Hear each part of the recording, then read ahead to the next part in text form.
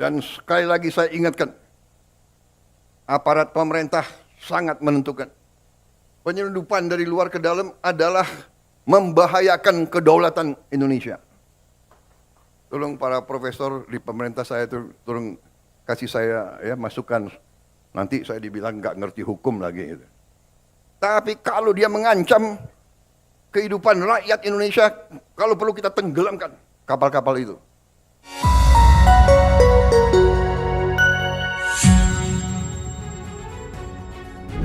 Presiden Prabowo Subianto kembali menunjukkan tindakan yang sangat berani dalam rangka menumpas ketidakadilan. Presiden ke-8 ini membuktikan ucapannya dalam memberantas aksi ilegal. Pemerintah Malaysia pun sontak dibikin panik lantaran TNI AL berhasil mengamankan para nelayan yang memakai kapal berbendera Malaysia di perairan Indonesia. Di samping itu, warga Malaysia pun tertangkap basah ketika melakukan penyelundupan barang ilegal. Seperti apa skenario penangkapannya? Selengkapnya, Prabowo balas Malaysia tenggelamkan kapal ilegal.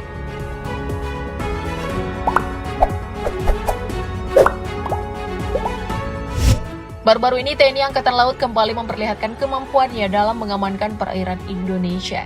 Kali ini unsur BKO Gus Kamla Koarmada 1 KRI Sultan Taha Syaifuddin STS 376 yang dikomandani oleh Letkol Laut Tomosa Uskarlin Larosa berhasil melaksanakan penangkapan terhadap kapal ikan asing berbendera Malaysia SLFA 4498 yang melaksanakan illegal fishing atau penangkapan ikan secara ilegal di perairan Indonesia, tepatnya di perairan Selat Malaka Grey Area, Indonesia pada Selasa 4 Maret 2025 lalu.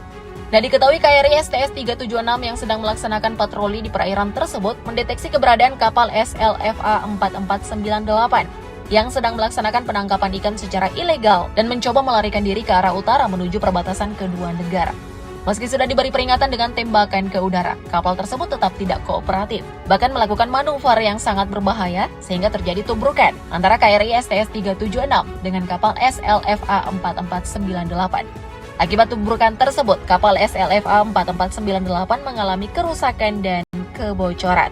TNI AL pun berhasil mengamankan 5 orang ABK yang sempat melompat ke laut. Di samping itu, TNI AL pun berhasil mengamankan barang bukti lainnya, seperti bendera Malaysia di haluan kapal, 1 unit monitor GPS plotter atau fish finder, 1 buku jurnal dari anjungan kapal, 1 handphone ABK, 1 teropong, 4 pelampung jaring, dan 3 gulung tali jaring yang selanjutnya dibawa menuju Lanal Tanjung Balai Asahan atau TBA Sumatera Utara untuk diproses sesuai hukum yang berlaku.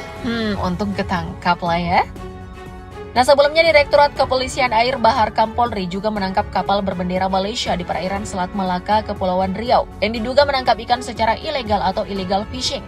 Kapal PSF 2500 tersebut ditangkap setelah petugas mendapat laporan dari masyarakat atas dugaan penangkapan ikan secara ilegal. Karena itu, pihak Kepolisian Air Bahar Kampolri dengan cepat melakukan pengejaran. Sempat diberi tembakan peringatan, tapi kapal asal Malaysia ini berusaha kabur sampai harus ditabrak. Tentu saja kapal PSF 2500 tersebut langsung mengalami kerusakan dan kebocoran saat diamankan. Dalam operasi penangkapan kapal ikan ilegal itu, polisi pun mendapati 4 orang ABK. Saat diperiksa oleh petugas, kapal PSF 2500 pun tidak dilengkapi dokumen resmi untuk menangkap ikan di wilayah perairan Indonesia. Adapun barang bukti yang berhasil diamankan, yakni berupa ikan campuran yang merupakan sumber daya milik Indonesia, kurang lebih 200 kg dan 1 set jaring troll. Modus penangkapan ikan secara ilegal tersebut terjadi karena memanfaatkan jalur perdagangan internasional di Selat Malaka. Nah, kapal ikan asing ini pun mengikuti arus jalur perdagangan untuk mengelabui petugas dalam rangka menangkap ikan secara ilegal di perairan Indonesia. Ini hanya beberapa ya guys, selama ini banyak oknum dari negeri jiran yang selalu mencoba bermain nakal di perairan Indonesia. Padahal Presiden Prabowo Subianto telah memberikan peringatan tegas kepada para nelayan ilegal dengan mengancam akan memberikan sanksi berat jika tertangkap. Dalam pidatonya, Presiden Prabowo memang pernah mengatakan bahwa ia akan meminta ahli-ahli hukum untuk mempelajari sanksi yang tepat bagi warga asing yang melakukan aksi ilegal di perairan Indonesia. Bahkan kalau bisa menurut Prabowo, kapal milik oknum negara lain ditenggelamkan. Ajak Ibu Susi Pujastuti di pemerintahan dong Pak, kalau perlu ya. Ketegasan pemerintah Indonesia tak hanya ditunjukkan lewat penangkapan nelayan ilegal semata. Lagi dan lagi, pemerintah mampu menggagalkan penyelundupan pakaian bekas yang tak berizin. Langkah ini dilakukan oleh TNI Angkatan Laut dan Bea Cukai Pangkalan Bun, Kota Waringin Barat, Kalimantan Tengah melalui jalur laut.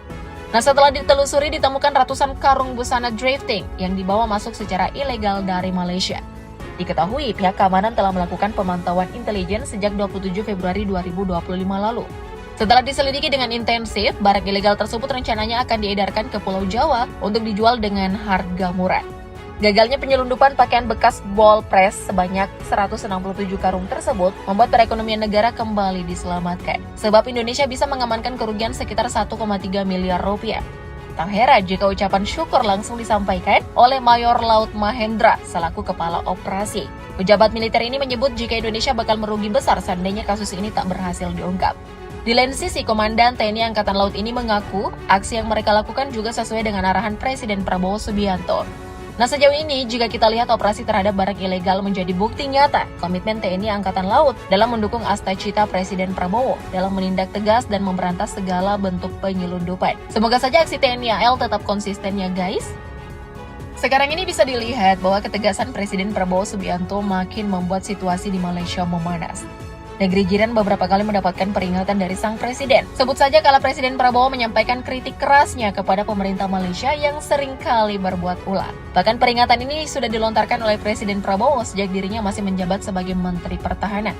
Ketum Partai Gerindra ini memandang bahwa sepantasnya pemerintah Malaysia harusnya saling menghormati dengan Indonesia. Namun peringatan keras dari Presiden Prabowo tak didengarkan sama sekali oleh pihak Malaysia. Malah membuat ulah di mana WNI ditembak oleh Agensi Penguat Kuasa Maritim Malaysia atau APMM di perairan Tanjung Ru, Selangor, Malaysia. Hal ini menimbulkan kekecewaan besar bagi Presiden Prabowo yang sebelumnya mempercayai Malaysia. Negeri jiran dianggap terlalu semena-mena dalam bertindak di kasus tersebut. Alhasil, Presiden Indonesia ini meminta negeri jiran untuk mengusut tuntas kasus tersebut. Di samping itu, Presiden Prabowo juga mengingatkan para masyarakat untuk tidak terhasut dengan rayuan sindikat ilegal, sebab hal tersebut bisa membuat rakyat sulit untuk dilindungi. Mesti dipahami baik-baik ya perkataan sang presiden. Soal terakhir, merenggangnya hubungan Indonesia dan Malaysia telah tampak dari persaingan di sektor ekonomi. Portal berita asal Inggris, Reuters, menyebut bahwa Malaysia telah menggelontorkan dana sebesar 250 juta US dollar selama 10 tahun kepada ARM Holding, perusahaan perancangan semikonduktor dan perangkat lunak yang berkantor pusat di Cambridge, Inggris. Malaysia hendak mengakuisisi rencana desain chip perusahaan bagi produsen lokal dalam artian ingin membangun industri microchip pertama. Bahkan ARM Holding dinilai lebih memilih mendirikan kantor perdananya di Kuala Lumpur. Namun pandangan bahwa Indonesia makin tertinggal sepertinya kurang tepat ya guys. Pasalnya arah kebijakan ekonomi di tanah air hari ini memang lebih difokuskan kepada sektor yang dianggap penting dan fundamental.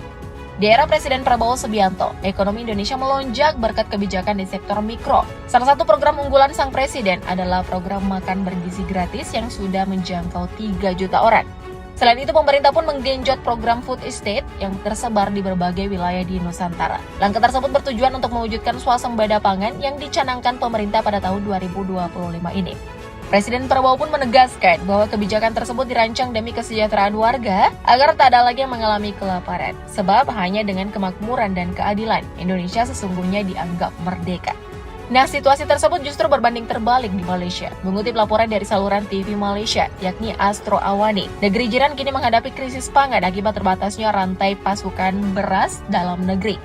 Jika demikian perbandingannya, maka keputusan Presiden Prabowo melakukan swasembada pangan bisa dibilang cukup terarah. Nah, kalau menurutmu, tindakan tegas apa nih yang mesti diterapkan oleh pemerintah agar aksi ilegal tak berulang-ulang terjadi di tanah air? Komen di bawah ya. Thank you, update lovers.